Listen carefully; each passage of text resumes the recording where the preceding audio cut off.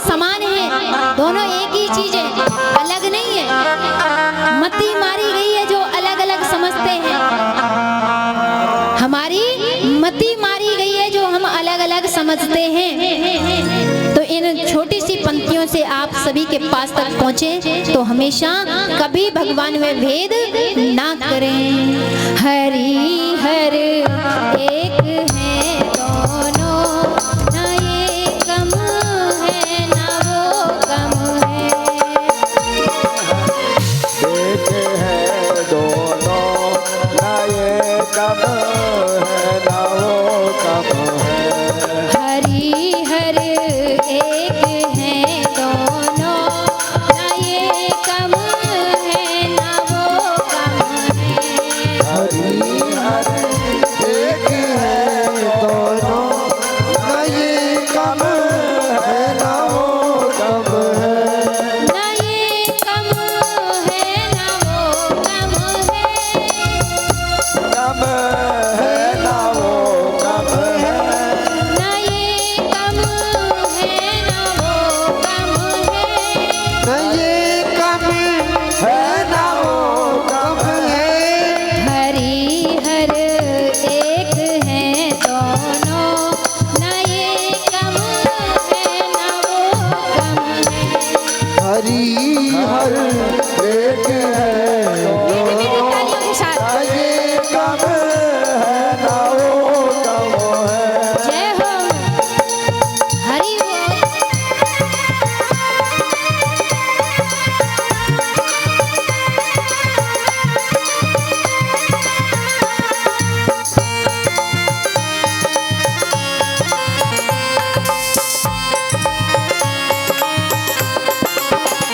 जय हो मीठी मीठी तालियों के साथ हरि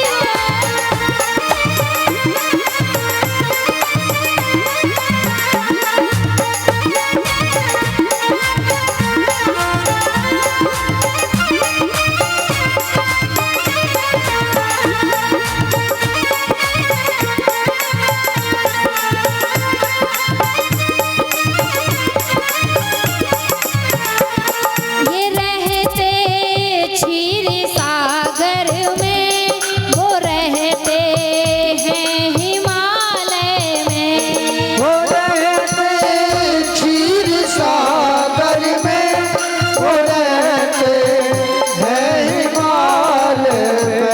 ये रहते क्षीर सागर में, वो रहते हैं हिमालय में। वो रहते क्षीर सागर में, वो रहते हैं हिमालय में। अब बताइए कहाँ रहते हैं वो?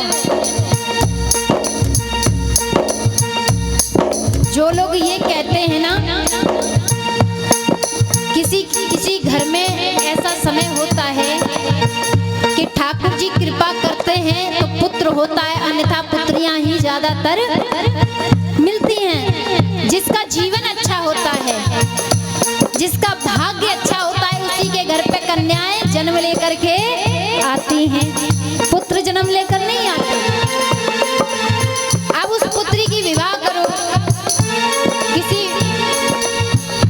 परिवार से जब विवाह करने के लिए जाते हैं तो पिता कहता है कि आपको हमारे यहाँ घर जमाई बन करके रहना होगा। तो कितने बड़े अहंकार के साथ कहते हैं घर जमाई नहीं बन सकते। अरे ये संसार के लोग क्या कहेंगे कि बताओ छोरा को घर जमाई बना दिया, और काय के लोग में धन के संपदा के लोग में कि लड़की के पिता पर इतनी संपत्ति है, उस लोग में आकर के हैं यही कहते हो ना। आप बताओ भगवान श्री हरि को किस बात का लोभ है? भगवान भोलेनाथ को किस प्रकार का लोभ है?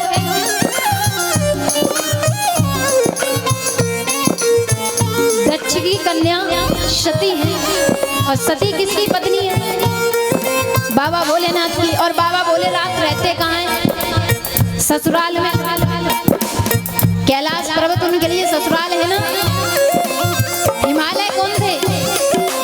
ससुर है ना उनके। और भगवान विष्णु जो है उनकी पत्नी का नाम क्या है? लक्ष्मी जी। और लक्ष्मी जी का जन्म कहाँ से हुआ? समुद्र से। तो समुद्र पिता है, तो भगवान भी समुद्र में ही रहते हैं और दोनों ही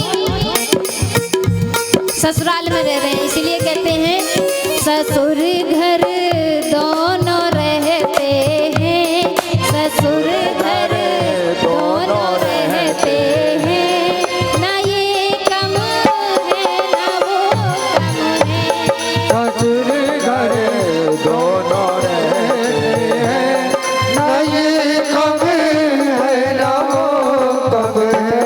हरि हर एक है दोनों, ना ये कम है ना वो कम है। हरि हर एक है दोनों, ना ये कम है ना वो कम है। जय हो। मीठी मीठी तालियों के साथ।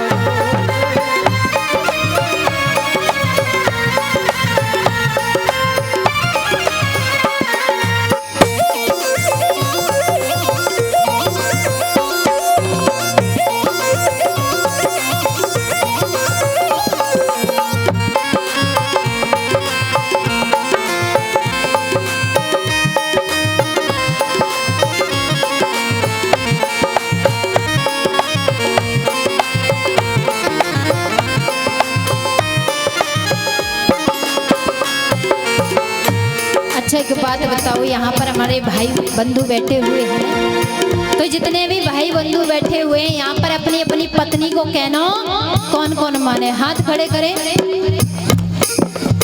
देखो पीछे भैया कोई अपनी पत्नी को कहना नहीं माने? वे सुनी ना रहे। पत्नी को कहना मानो या नहीं? धर्म पत्नी को मानते हो? मानते हैं तो हाथ खड़े करें। देखो अगर नहीं मानते तो सीखो भगवान से।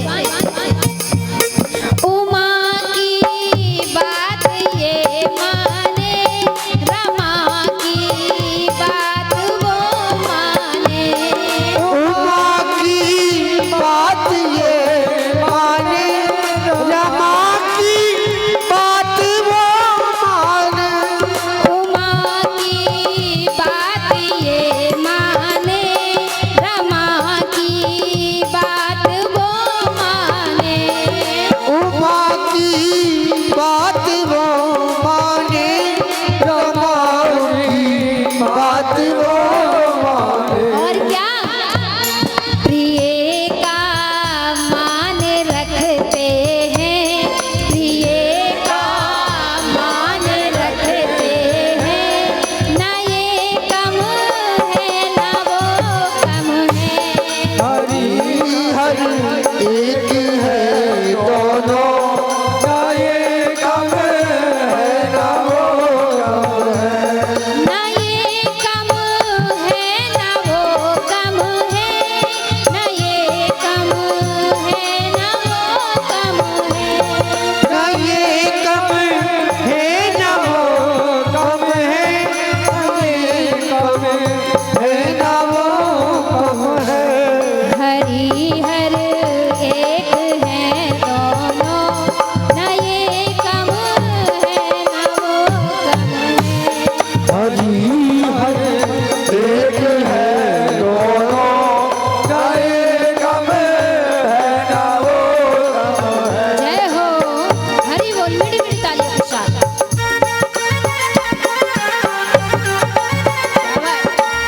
जय जय श्री राधे।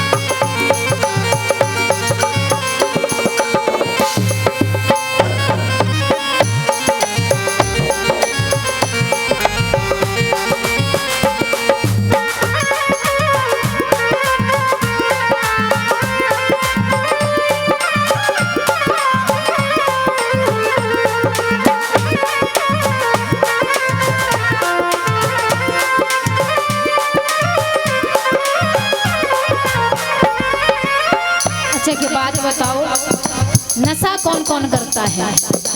नशा करते हो भैया? पीछे नशा कौन कौन करता है? आप करती हो माताओं नशा? वैसे नशा तो सभी को करना चाहिए, लेकिन कैसा? कहीं ऐसा तो नहीं कि मदरा पी लो जाके, हैं? ऐसे नशे की बात ना कर रहे हम, और नहीं सोचो कि हाँ ब्याज जी ने कई बदनाम करा दो, हैं? नशा सभी को करना चाहिए, और भगवान भी नशा करते हैं। कैसा नशा करते हैं?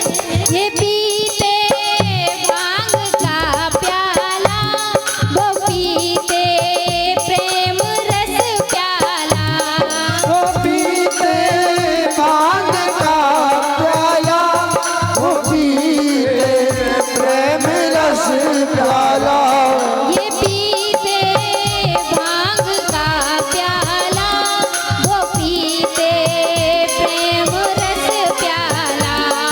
ये पीते भांग का प्याला, वो पीते राम रस प्याला। अब देखो, मैंने अभी कहा कि माता को भी पीना चाहिए, नशा करना चाहिए। तो किस बात का नशा करोगे? प्रेम का। ध्यान रखना, और नहीं फिर कहीं मिलो तो ऐसा अच्छा ना है। और सभी भाई बहनों के लिए, कहीं बाबा भोलेनाथ भांग पीते तो वो भांग नहीं पीते इतनी जितनी तुम लोग पीने प्रारंभ कर देते हो। वो देवता है, वो सब झेल जाएंगे, लेकिन तुम मनुष्य हो, काया खराब हो जाएगी, जल्दी परलोक सिधार जाओगे फिर, है ना? इसीलिए कहा है नशे में दोनों रहते हैं, नशे में दोनों रहते हैं, नशे में दोनों रहते हैं, ना ये कम है ना वो कम है। हरे हरे एक है दोनों, ना ये कम है ना वो कम है। ना ये कम है ना वो कम है, ना ये कम है ना वो कम है। ना ये कम है ना वो कम है, ना ये कम है ना वो कम है। हरि हर एक है दोनों, ना ये कम है ना वो कम है। हरि हर हरि हर हरि हर एक है दोनों, ना ये कम है ना वो कम है। ना ये कम है ना वो कम है। ना ये कम है ना वो कम है। हरि हर एक है दोनों, ना ये कम है ना वो कम है।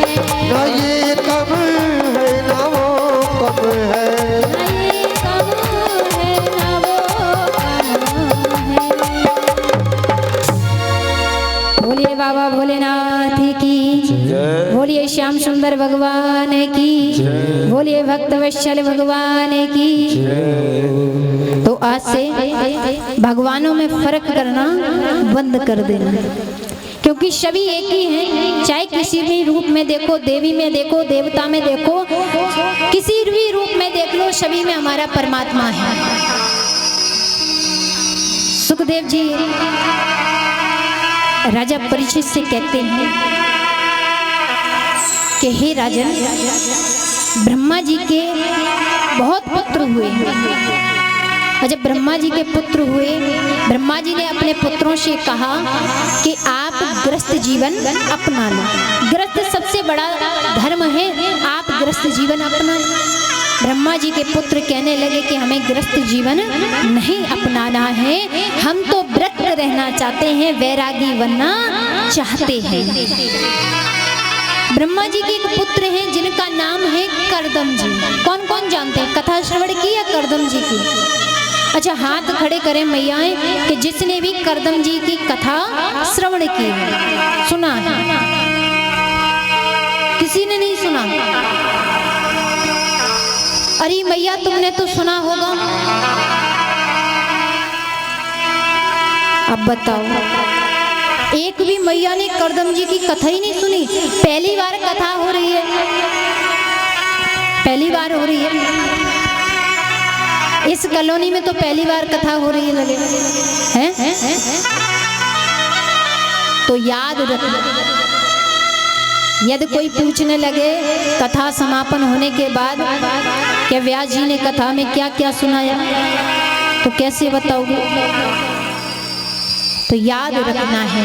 तो करदम जी ब्रह्मा जी के पुत्र हुए। एक दिन ब्रह्मा जी ने करदम जी से कहा कि आप भी विवाह कर लें। तो करदम जी कहते नहीं, मैं भी व्रत धारण करूंगा, मैं भी संत बनूंगा, मैं भी वैरागी बनूंगा, और मुझे घर में भी नहीं रहना, और मैं तो वन में जाकर के तपस्या करूंगा। करदम जी महाराज वन में जाकर के तपस्या करने लगे। जब तपस्या करने लगे, तपस्या करते करते वृद्ध होने लगे। एक दिन न जाने उनके मन में क्या अभिलाषा आई, कैसा मन जागृत हुआ, वो कहते हैं कि मैं भी विवाह कर लूं। अब बताओ, जब कोई व्यक्ति आधा उम्र का हो जाए, वृद्ध हो जाए, उसके बाद कोई अपनी पुत्री को देगा? अब करदम बाबा मन में विचार करते हैं कि ऐसे तो मुझे कोई अपनी पुत्री देने से रहा, क्योंकि बूढ़े आदमी को कौन अपनी बेटी देगा। अब उनके मन में ऐसा विचार जागा, क्यों ना तपस्या करूं, और तपस्या ऐसी करूंगा, ऐसी कठोर तपस्या करूंगा कि भगवान विष्णु स्वयं आकर के मेरा विवाह कराएं। विवाह के लिए तपस्या करते। सुखदेव मुनि महाराज राजा परीक्षित से कह रहे हैं कि देखो, कोई तपस्या करता है मुक्ति पाने के लिए, कोई तपस्या करता है भगवान की प्राप्ति के लिए, और कोई तपस्या करता है भगवान से प्रेम जागृत करने के लिए कि भगवान मिल जाए। लेकिन इन बुढ़ऊ महाराज को तो देखो, बुढ़ापा आ गया, अब तपस्या कर रहे हैं विवाह के लिए, और इतनी कठोर तपस्या में बैठ गए। 10,000 वर्ष तक तपस्या की। तपस्या करने के उपरांत तपस्या कर ही रहे थे, उसी समय भगवान विष्णु पहुंचते हैं। जाकर के आवाज लगाई तो नेत्र खोले बाबा ने, और जब नेत्र खोले और नेत्र खोलते ही भगवान को प्रणाम किया, छवि के दर्शन करके जीवन गदगद हो गया। अब भगवान करदम जी से कहते हैं कि देखो, आपने विवाह करने के लिए तपस्या की है। अब तो करदम महाराज को बड़ी शर्म लगी, लज्जा आ गई, और लज्जा आने के उपरांत भगवान से कहने लगे कि मैंने